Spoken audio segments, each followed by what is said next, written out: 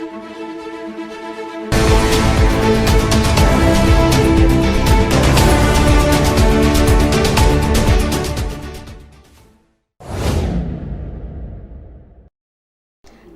आदाब, सत श्री अकाल। स्वागत है आप सभी का TV6 न्यूज नेटवर्क में। जी हां, TV6 न्यूज नेटवर्क जिसका आगाज आज गांधी जयंती के मौके पर हो रहा है। आज देश बापू को याद कर रहा है, हमारे राष्ट्रपिता महात्मा गांधी, जिनके सिद्धांत सभी के लिए प्रेरणादायक है। लेकिन आज के भारत में क्या हम उनके दिखाए रास्ते पर चल रहे हैं? क्योंकि जिस तरह से पिछले कुछ वर्षों में गांधी की छवि बिगाड़ने की चेष्टा सत्ता पक्ष ने की, उसे देखते हुए ही सवाल उठता है कि क्या इस बार भी चुनाव में गोडसे का इस्तेमाल किया जाएगा। यह सवाल इसलिए भी उठना लाजमी है क्योंकि गांधी के जन्मदिन पर सत्ता पक्ष के जो लोग उन्हें श्रद्धा से याद करते हैं, वो तब अभिनय जैसा दिखता है जब गोडसे का महिमा मंडन वही लोग करने लगते हैं। आइए ऐसे ही कुछ वीडियोस हम आपको दिखाते हैं। नाथूराम गोडसे देशभक्त थे, हैं और रहेंगे। ऐसा बोलने उनको आतंकवादी कहने वाले लोग स्वयं के गिरेबान में झांक के देखें। तो नाथूराम गोडसे जी को नमस्कार है, मार डाला वो।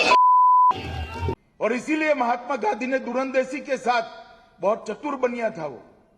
हमारे साथ खास मेहमान जुड़ चुके हैं जिनका हम पहले आपको परिचय करा देते हैं, फिर चर्चा की शुरुआत करते हैं। तो हमारे साथ अरुण मोहन जी वरिष्ठ पत्रकार जुड़े हुए हैं, तुषार गांधी पड़पोते हैं गांधी जी के, सुधीर सक्सेना जी वरिष्ठ पत्रकार, कुमार प्रशांत अध्यक्ष हैं गांधी शांति प्रतिष्ठान के। बहुत बहुत स्वागत है आपका हमारे इस कार्यक्रम में। और ये बेहद खास हो जाता है गांधी जयंती के मौके पर क्योंकि गांधी को देश आज याद कर रहा है, लेकिन ऐसे में उनके जो सिद्धांत थे उनको हम कितना याद रख पा रहे हैं? तुषार जी, पहला सवाल आपसे। देखिए, हम एक मूर्ति पूजक संस्कृति है, इसलिए हम तस्वीरों की पूजा करते हैं, मूर्तियों को हाथ चढ़ाते हैं, लेकिन सिद्धांतों पर चलने से परहेज करते हैं। इसलिए ये जो गांधी की भक्ति हमें दिखाई देती है, और ज़्यादातर लोगों में हमें सिर्फ एक प्रथा का वो पुनरावृत्ति करते हुए दिखाई देता है, उसमें आस्था नहीं दिखाई दे रही देती उस प्रकार। और बापू जिसने ये कहा था कि उनका जीवन ही उनका संदेश है, उनकी सही में भक्ति, उनकी आदर्शों को अपने अंदर ओतप्रोत करके अपने वर्ताव में, अपने सार्वजनिक वर्तणूक में, अपनी जीवन शैली में उसका जब तक वो दिखाई ना दे तब तक असलियत में गांधी की भक्ति नहीं होती। इसलिए आज एक प्रतीकात्मक भक्ति का स्वरूप हमें दिखता है, लेकिन बापू की को अपना जीवन का मकसद बनाने वाली बात हमें नहीं दिखाई। बिल्कुल, यानी कि सिर्फ राजनीति के लिए ही गांधी का नाम इस्तेमाल हो रहा है, बाकी अगर परिदृश्य को हम देखते हैं, सिद्धांत उनके कहीं लुप्त हो चुके हैं। सुधीर जी, आप क्या मानते हैं, क्या महात्मा गांधी सिर्फ राजनीति के लिए ही, जब राजनीति के तौर पर अगर इस्तेमाल करना हो तो ये शब्द याद आता है कि गांधी के सिद्धांतों पर चलिए, गांधी के जो नियम थे उनको अपनाइए? क्या मानते हैं? देखिए, ऐसा है कि विश्व के ज्ञात इतिहास में मुझे लगता है कि महात्मा गांधी बहुत अपूर्व और अनूठी शख्सियत हैं। आप सारे महानायकों, महापुरुषों या विचारकों को देखें, सबने कहा है ईश्वर ही सत्य है, लेकिन गांधी पहले और अनूठे व्यक्ति हैं जो ये कहते हैं सत्य ही ईश्वर है, और वो सत्य से किसी भी तरह का समझौता करने से इनकार करते हैं और अपनी आत्मकथा लिखने के बजाय वो ये कहते हैं कि मैं सत्य के साथ अपने प्रयोगों को लिपिबद्ध कर रहा हूँ। तो आज के इस बेढब, कठिन और अराजक समय में जब मूल्य लगातार तिरोहित होते जा रहे हैं और तमाम संस्थाओं पर, तमाम मूल्यों पर, तमाम चीज़ों पर एक भयावह खतरा मंडरा रहा है, मुझे लगता है कि गांधी पहले से अधिक प्रासंगिक हैं, और न सिर्फ प्रासंगिक हैं, न सिर्फ आलोक स्तंभ हैं, बल्कि हमें आज की तारीख में गांधी की ज़रूरत है। और गांधी जी के प्रतिरोध के रास्ते पर चल के सत्याग्रह, अहिंसा और लोग को जागृत करके ही हम इन चीज़ों से लड़ सकते हैं और जो एक बोगदा है, अंधेरा बोगदा, उसके बाहर निकलकर रोशनी में प्रवेश कर सकते हैं। बिल्कुल। प्रशांत जी, तो जिस तरह से हम देख रहे हैं आज के इस परिदृश्य में, हम देखते हैं कि चुनाव आते हैं, तमाम तरह के बयान शुरू हो जाते हैं, लेकिन वो हमारे राष्ट्रपिता हैं। लेकिन ऐसे में कई बार साध्वी प्रज्ञा सिंह के अगर बयान की बात कर ले तो हमने ये भी देखा कि उन्होंने किस तरह से इस बयान को लेकर कहा था कि वो राष्ट्रपुत्र है राष्ट्रपिता की जगह। तो ये अपने आप में एक ऐसा बयान था जो काफी सुर्खियों में रहा था। हालांकि बीजेपी ने इसका उतना विरोध नहीं किया जितना कि करना चाहिए था। आप क्या मानते हैं? मैं पहली बात मानता हूँ कि ऐसे बयानों को उद्धृत करने की ज़रूरत नहीं है, क्योंकि जिन बयानों में कोई सार नहीं है, कोई समझ नहीं है, उसको उद्धृत करके हम उसको अनावश्यक महत्व देते हैं। ये सही बात है कि गांधी जी की तिथियों के अनुसार उनको याद किया जाता है, लेकिन गांधी जी के सिद्धांतों का जहाँ तक सवाल है, मैं नहीं समझता हूँ कि उन सिद्धांतों की समझ भी आज के शासकों को है। उस पर चलना तो बहुत दूर की बात है। जी अरविंद जी, अगर हम बात करें जिस तरह से युवा हैं, वो कहीं ना कहीं गांधी से क्या आज कनेक्ट कर पा रहे हैं? क्योंकि एक बड़ा सिद्धांत महात्मा गांधी का रहा है, और ऐसे में जब 2 अक्टूबर आता है और ज्यादा महत्वपूर्ण हो जाते हैं उनके सिद्धांत, तो क्या युवा कनेक्ट कर पा रहे हैं? देखिए, युवा कनेक्ट करता ही है और करेगा भी आगे, मैं मानता हूँ। हमने देखा एक छोटा आंदोलन यहाँ करप्शन के खिलाफ हुआ और किस तरह से नौजवान लड़के लड़कियाँ सब आ गए, क्योंकि जो बातें गांधी करते हैं वो कोई बाबा की लकीर नहीं खींचते हैं। वो चीज़ों को देख के समाज को जगा के सत्य असत्य की लड़ाई में सत्य के पक्ष में लोगों को खड़ा करते हैं। मुझे लगता है आज का नौजवान, आज की नौजवान लड़की पहले की तुलना में ज़्यादा सचेत और सजग हैं, और वो गलतियों को, अन्याय को, पर्यावरण के बारे में गांधी के नज़रिए को ज़्यादा आसानी से समझ लेते हैं।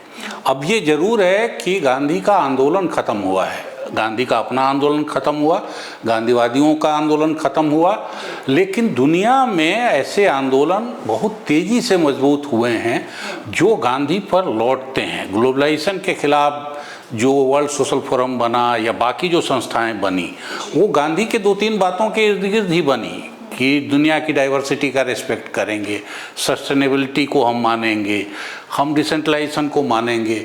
तो गांधी को ख़त्म करना या प्रासंगिक होना ये सवाल नहीं है। असली चीज़ ये है कि ये कबूल करके हम उस डायरेक्शन में कहाँ जा रहे हैं, कितना आगे बढ़ पा रहे हैं, और उसके लिए जो कमी असली रह गई है वो आंदोलन की है। गांधी के मुद्दे या सच्चाई या इनकी कोई कमी नहीं है, और नौजवानों में भी कोई कमी नहीं है। उसको डायरेक्शन देने की ज़रूरत है, और ये बेसिकली लीडरशिप का फेल्योर है, पॉलिटिकल लीडरशिप का भी फेल्योर है, और गांधीयन आंदोलन से भी जो पैदा हुए उनका भी फेल्योर है एक लेवल। नहीं, फेल्योर है तो क्या कुछ उसके लिए करना चाहिए सरकार? नहीं, आंदोलन होंगे, और आज न कल होंगे ही, क्योंकि गांधी के रास्ते पर गए बगैर दुनिया अब टिकने वाली नहीं है। दिन ब दिन ये चीज़ें और साफ होती जा रही हैं कि डेवलपमेंट के जिस मॉडल को वो राक्षसी और शैतानी बोलते थे, पश्चिमी मॉडल को, उसकी चूल्हें हिल रही हैं, उसकी दरारें दिख रही हैं। यूरोप, अमेरिका में 25 तरह की तबाही आ गई।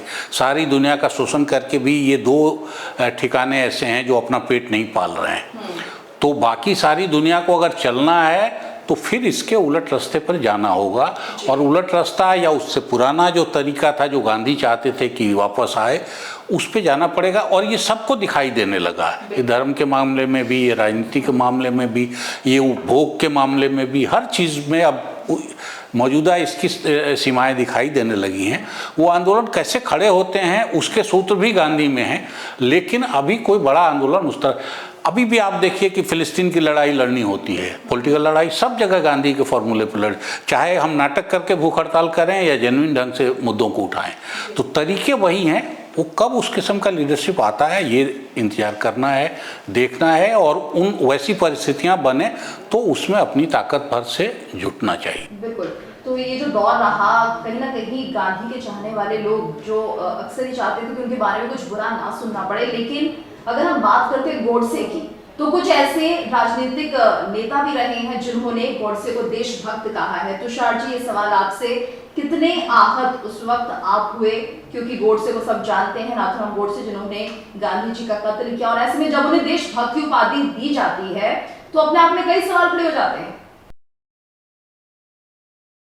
देखिए, जिस तरह मुझे बापू की भक्ति करने का अधिकार है, तो जो लोगों की आस्था खूनी राजनीति में है, जिनकी आस्था हिंसात्मक राजनीति में है, जो लोग हिंसा और अत्याचार को अपना कर्तव्य समझते हैं, उनके लिए नथुराम गोडसे आदर्श हो, उसमें ताज्जुब सुनील जी, आप नहीं ऐसे मानते हैं क्या होता। आज का जो परिदृश्य है पॉलिटिकली हम जो महात्मा गांधी है उनका नाम ज्यादा इस्तेमाल कर रहे हैं, क्योंकि कहीं ना कहीं कोई धड़ा है जो कि बटा हुआ है इस वक्त। और हालांकि बीजेपी बात करती थी, मोदी जी हमेशा गांधी जी के सिद्धांतों पर चलने की बात करते हैं, लेकिन उन्हीं के पार्टी के नेता जब बयान देते हैं गांधी के खिलाफ, कभी उन्हें राष्ट्रपुत्र कहा जाता है, कभी गोडसे की महिमा मंडन की जाती है, तो ऐसे में आप नहीं मानते कि विचारधारा कुछ और है और जो एमपी है, जो नेता है, वो कुछ और कह रहे हैं? देखिए, मैंने पहले भी कहा कि गांधी आज के युग में हमारी ज़रूरत है। जो लोग सत्ता में हैं, व्यवस्था में काबिज हैं, उनसे आप ये कतई अपेक्षा मत कीजिए कि उनकी आस्था या उनका आचरण या उनके फैसले या उनके उपक्रम गांधी की परंपरा या गांधीवाद या गांधी मार्ग के अनुरूप हैं। उल्टे उनकी ओर से लगातार ये कोशिश हो रही है कि किस तरह से गांधी को खारिज किया जाए, और न सिर्फ खारिज किया जाए बल्कि उनकी छवि को मलिन किया जाए, विकृत किया जाए। और जिस तरीके से सोशल मीडिया पर और तमाम जगहों पर लगातार प्रचार चल रहा है और गांधी जी को बदनाम और कलंकित करने की कोशिशें हो रही, न सिर्फ गांधी जी को बल्कि गांधी मार्ग पर चलने वाले अनेक नायकों को कलंकित करने की 12मासी और 24 घंटे का एक उपक्रम, एक अभियान चल रहा है। इससे आप अंदाज लगाइए। आपने साध्वी प्रज्ञा का नाम लिया, हालांकि ऐसे लोगों को कोई तरजीह नहीं देना चाहिए, लेकिन सत्ता चाहती या सत्ता प्रमुख चाहते हो तो उसके खिलाफ कार्रवाई कर सकते थे, लेकिन सिर्फ मुँह जुबानी कार्रवाई हुई और कोई नहीं हुआ, कोई ठोस कदम नहीं उठाया गया। इस तरह की घटनाएं लगातार घट रही हैं और गांधी जी के बारे में जितना विकृत, गंदा और बेहुदा प्रचार इस पिछले कुछ वर्षों में हमें देखने को मिला है, इसलिए मुझे लगता है कि, और मैंने आपसे बार बार मैं कहना चाहूँगा कि हमें गांधी की ज़रूरत है और गांधी के रास्ते पर चलकर ही हम उन बुराइयों से निजात पा सकते हैं जिन्होंने पिछले कुछ वर्षों में हमारी व्यवस्था में और हमारे ढांचे में घर कर लिया है। और जिस तरीके से संस्थाओं को लगातार नष्ट किया जा रहा है, गांधी जी के आश्रमों पर कुठाराघात हो रहा है, वाराणसी की घटना हमारे सामने है। नूह या मणिपुर की बात करें तो अगर गांधी जी आज जीवित होते तो ये मान के चलिए कि जिस तरह वो नोआखाली गए थे उसी तरह से वह मणिपुर भी जाते और नूह भी जाते। और गांधी का यही साहस, यही निर्भीकता और सत्य के प्रति अडिग और अविचल आस्था हम लोगों को कहीं ना कहीं प्रेरणा देती है कि हम लोग बात कम करें बल्कि उनके रास्ते पर चलने का प्रयास ईमानदारी से प्रयास जरूर करें, लेकिन शायद उस प्रयास में कहीं ना कहीं कमी देखी जा रही है आज के नए भारत में। प्रशांत जी, आपके मानते, क्योंकि जिस तरह से कई बयान आए हैं गांधी जी को लेकर और खास तौर से हम मोदी फैक्टर को यहाँ पर कनेक्ट करने की कोशिश कर रहे हैं, क्योंकि उन्होंने स्वच्छता अभियान लिया, उन्होंने कहा कि गांधी जी की प्रेरणा से स्वच्छता अभियान चलाया गया देश में। लेकिन वहीं अमित शाह, जो कि मोदी के खास माने जाते हैं, वो यहाँ पर ये कहते दिख रहे हैं कि जो गांधी जी थे वो चतुर बनिया थे। यानी एक तरह से आप खुद उनके सिद्धांतों पर चल रहे हैं, दूसरी तरफ आप उन पर कटाक्ष कर रहे हैं, व्यंग कर रहे हैं। आप क्या मानते हैं कितना सही है? क्योंकि अमित शाह अगर कुछ कहते हैं, जाहिर सी बात है तो ये समझा जाए कि मोदी ही कह रहे हैं। अमित शाह जी का बयान आधा सही है और आधा गलत है जी। गांधी जी बहुत चतुर आदमी थे। बनिया कहते हो क्या कहना चाहते हैं वो तो अमित शाह जी बताएंगे, लेकिन अगर गांधी जी चतुर आदमी नहीं होते तो आज की सदी में एक इतने बड़े सिद्धांत को स्थापित कर देना और दुनिया भर के सिद्धांतों के सामने उसको खड़ा कर देना आसान काम नहीं था। तो गांधी जी की ईमानदारी, जिसको आप चतुराई भी कर सकते हैं, वो अपने आप में दुनिया भर में माने हैं। गांधी जी जिन बातों को कहते थे उन बातों की ताकत ये थी कि उन बातों पर वो चलते थे। गांधी जी के सिद्धांत नहीं है, गांधी जी का आचरण है जी। तो गांधी जी के आचरण में वो शक्ति थी कि उसमें से सिद्धांत बन गया। हम लोग की दिक्कत यह है कि हम लोग के पास आचरण नहीं है, शब्द हैं, और उन शब्दों में जब आचरण का बल नहीं होता है तो बहुत ही खोखले और बेमानी लगते हैं। तो आज की जो परिस्थिति है उसमें सबसे बड़ी दिक्कत यह है कि चाहे वो मोदी जी हों चाहे और दूसरे लोग हों, उन सब के पास शब्द हैं, उन शब्दों के पीछे आचरण नहीं है, और अगर आचरण है तो बिल्कुल उल्टी दिशा में जाने वाला आचरण है, इसलिए उसका कोई प्रभाव नहीं है।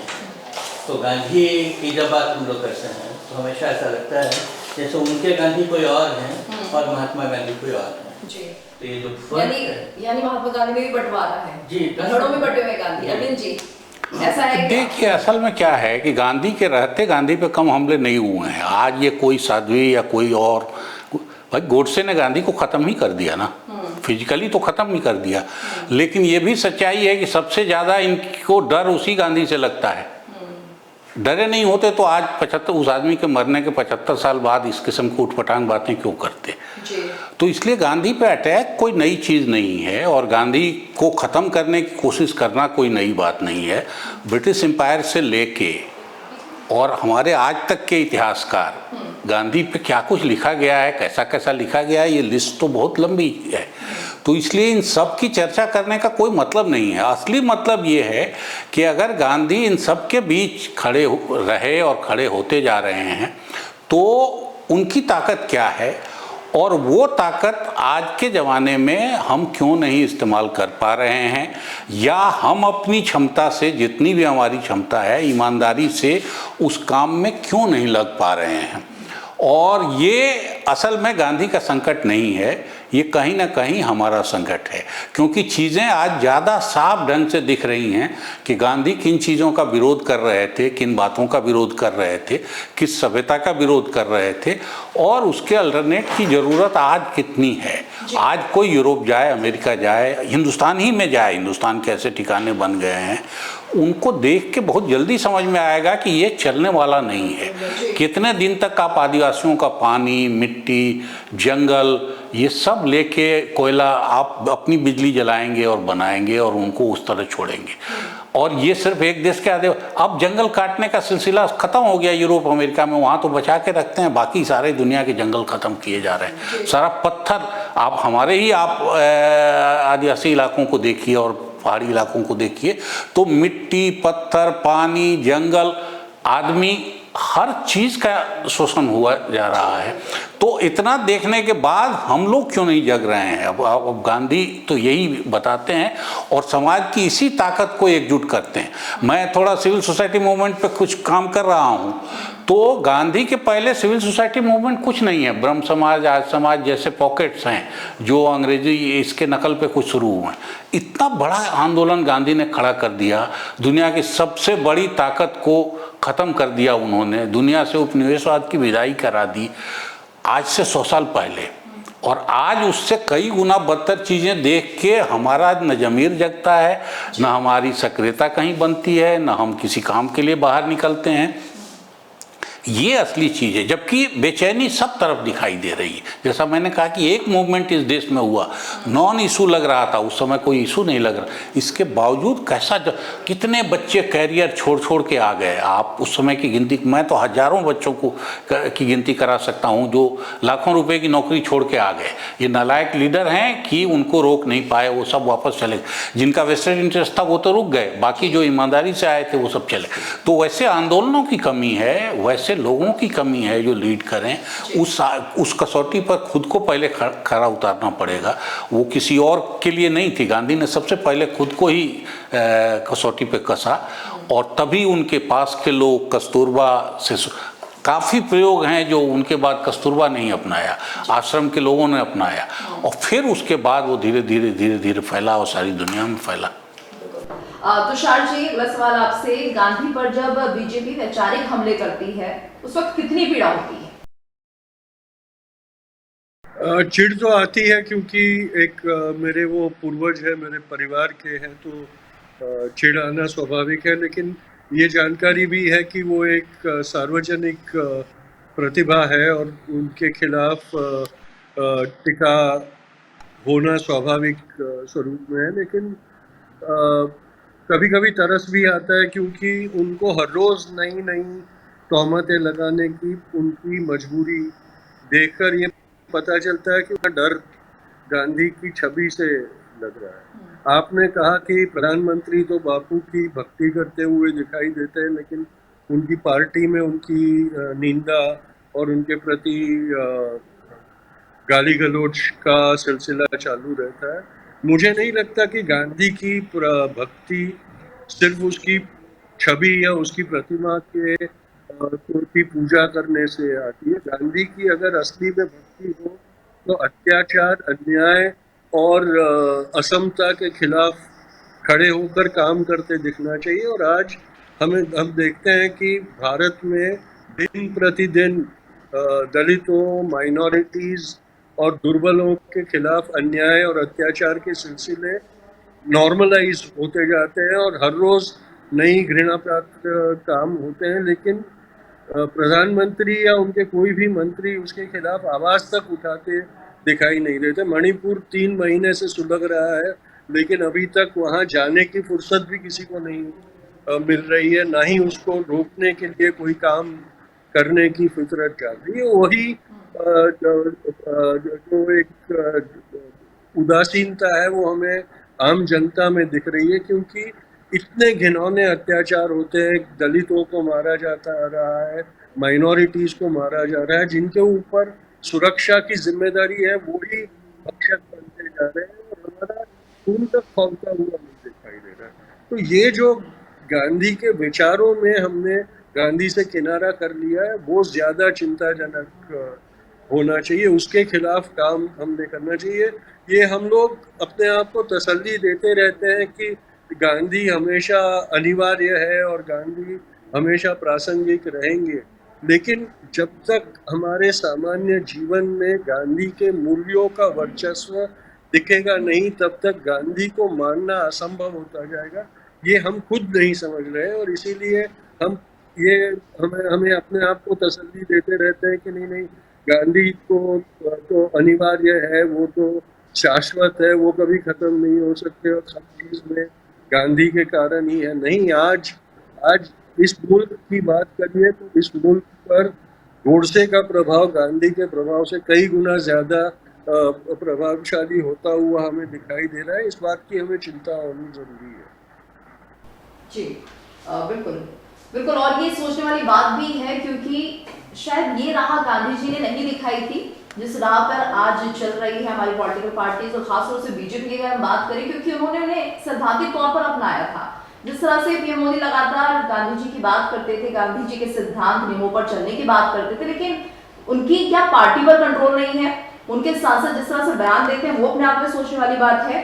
तुषार जी, मेरा अगला सवाल आपसे ही होगा, क्योंकि जिस तरह से हम देख रहे हैं कि पहले आंदोलन करने की एक आजादी होती थी, आप आंदोलन करके अपनी बात को व्यक्त कर सकते थे, कुछ गलत हो रहा है तो उसका विरोध कर सकते थे, लेकिन अब शायद यह आजादी कहीं खत्म सी हो गई है, क्या मानते हैं आप देखिए कि दिल्ली में सीएए एनआरसी के खिलाफ आंदोलन हुआ, शांततापूर्ण आंदोलन किया गया, बिल्कुल गांधीयन तरीके से आंदोलन किया गया। उस आंदोलन को खारिज करने के लिए दंगे करवाए गए। किसने दंगे करवाए ये बहुत स्पष्ट है, लेकिन उस आंदोलन को खत्म करने के लिए उस आंदोलन में जो युवा नेतृत्व दिखाई दिया था उनको किस तरह उनका दमन किया जा रहा है वो हम देख रहे हैं। न्याय व्यवस्था को पूरा निष्क्रिय कर दिया है और वहाँ उस आंदोलन सीएए एनआरसी के आंदोलन के में जो कार्यरत युवा थे उनको जेलों में डाल के आज 2-2 साल 3-3 साल होने को आए, उनके एक मुकदमे भी नहीं चल रहे। तो ये सारी चीजें जो हमारे मुल्क में नॉर्मलाइज हो गई है और इसके खिलाफ आवाज नहीं। आप महाराष्ट्र में देखें, पत्रकार परिषद के नाम पर जिन लोगों को जो आंदोलन करता थे उनको जेल कर दी गई है, उनके साथ कानून नहीं हो रहा। स्टैन स्वामी जेल में उनको बेसिक एम्यूनिटीज नकारने पर उनकी मृत्यु हो गई, वो उस मृत्यु का जिम्मेदार कौन है? और फिर क्या मतलब है अगर आप राजघाट पे पूरे विश्व के नेताओं को लेके जाके एक बहुत शानदार नाटक करो, उससे आपकी गांधी आस्था कैसे दिखती? गांधी की आस्था अगर है तो कानून व्यवस्था और जो सामाजिक नियम है उनका पालन करने से, उनकी मर्यादाओं का पालन करने से गांधी की निष्ठा दिखती है। आज हमारे सार्वजनिक जीवन में हमें नहीं दिखाई देती और ये चिंता का विषय है कि हमने उसको स्वाभाविक कितनी आसानी से बना लिया है और गांधी के विचारों से हमारी दूरी कितनी बढ़ती जा रही है। सुधीर जी, तो जिस तरह से हम सुधीर जी, हम जिस तरह से देख रहे हैं कि फिलहाल जो आज का परिवेश है, कहीं ना कहीं पीएम मोदी की हम लगातार बात करते हैं क्योंकि उन्होंने काफी गांधी के जो सिद्धांत है उन पर चलने की बात कही थी। अब ये देखिए, जम्मू कश्मीर के एलजी हैं मनोज सिन्हा, जो कि कहते हैं कि गांधी जी ने लॉ पढ़ा ही नहीं था, वो सिर्फ 10वीं पास थे। आखिर क्या कुछ कहना चाहते हैं इस तरह के बयान देकर? देखिए, महात्मा गांधी पर भगवा ब्रिगेड या उससे जुड़े लोग या बीजेपी या उसके सहयोगी दल या नेता आक्षेप या आरोप लगाते हैं, गांधी को खारिज करने की कोशिश करते हैं, तो अचरज नहीं होता है, क्योंकि उनकी पूरी विचारधारा, उनकी पूरी परंपरा गांधी के विरोध में, गांधी के बरस खड़ी होती है। लेकिन विस्मय या क्षोभ या ग्लानि तब होती है जब ये लोग अनर्गल, झूठा, मनगढ़ंत और बेहुदा आरोप लगाते हैं। आपने जम्मू कश्मीर के राज्यपाल की बात की, आपने भोपाल की सांसद की बात की, इस तरह के ढेरों प्रसंग हैं जिससे लगातार लगता है कि ये लोग गांधी को इतने विकृत तरीके से समाज के सामने, खासतौर पे नई पीढ़ी के सामने पेश करना चाहते हैं कि लोग गांधी से, गांधी मार्ग से, गांधी के सिद्धांतों से, उनके मूल्यों से विरत हो जाएं। जबकि आप गांधी जी के चिंताओं का, उनके सरोकारों का फलक देखिए, वहाँ सिर्फ राजनीतिक आज़ादी की बात नहीं है, वहाँ सामाजिक उत्थान की बात है, अस्पृश्यता की बात है, भाषा की बात है, दलितों की बात है। तो तमाम, मुझे नहीं लगता है कि किसी भी विचारक की चिंताओं और सरोकारों का फलक उतना बड़ा रहा होगा जितना कि गांधी का है। और उनका नवाचार देखिए, आप पूरे ज्ञात इतिहास को उठा के देख लिए, सारे महापुरुषों, महानायकों और अवतारों ने कहीं ना कहीं अपने लक्ष्य की प्राप्ति के लिए हिंसा और रक्तपात का सहारा लिया है, जिनकी हम पूजा करते हैं।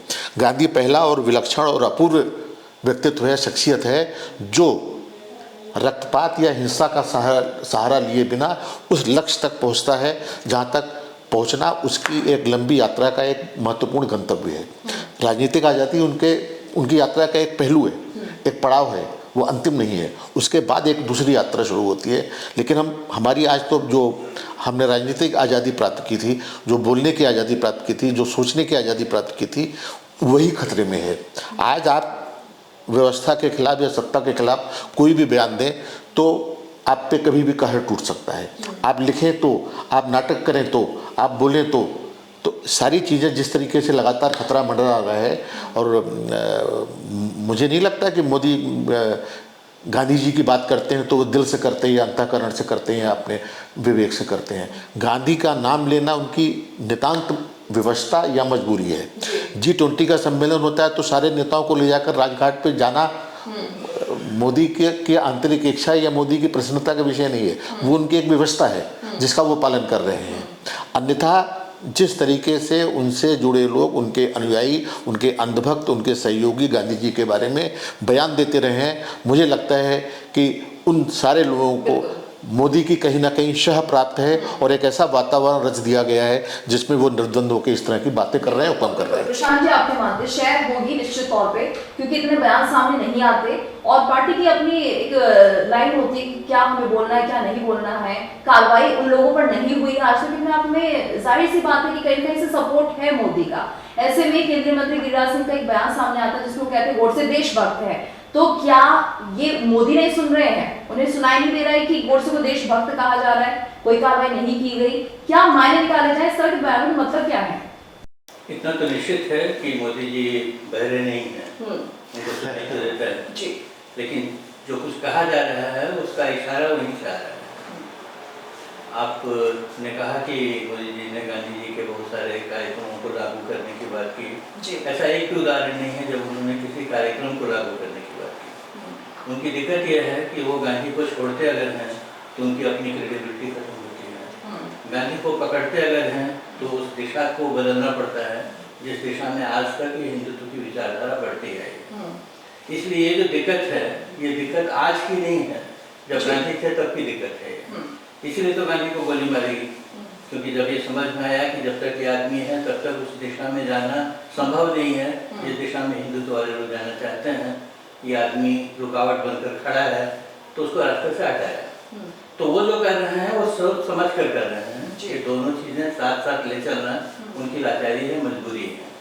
तो गांधी भी हैं और गांधी से बिल्कुल विपरीत दिशा में जाने वाले लोगों की फौज बना करके चलने की कोशिश भी है। ये दोनों चीज़ हम सामने साथ साथ देख रहे हैं। बिल्कुल। तो अभी देखना होगा कि गांधी जी जो हमें सिद्धांत दिए, आज 2 अक्टूबर के दिन गांधी जयंती के मौके पर हम युवा, हम नए भारत के लोग किस तरह से उनके सिद्धांतों पर चलते हैं और अपने जीवन के लिए एक और मिसाल कायम करते हैं। फिलहाल बहुत बहुत शुक्रिया आप सभी का हमारे साथ इस चर्चा में जुड़ने के लिए। धन्यवाद सभी। और इसी के साथ हमारे इस खास पेशकश में इतना ही। आप देखते रहिए TV6 न्यूज नेटवर्क।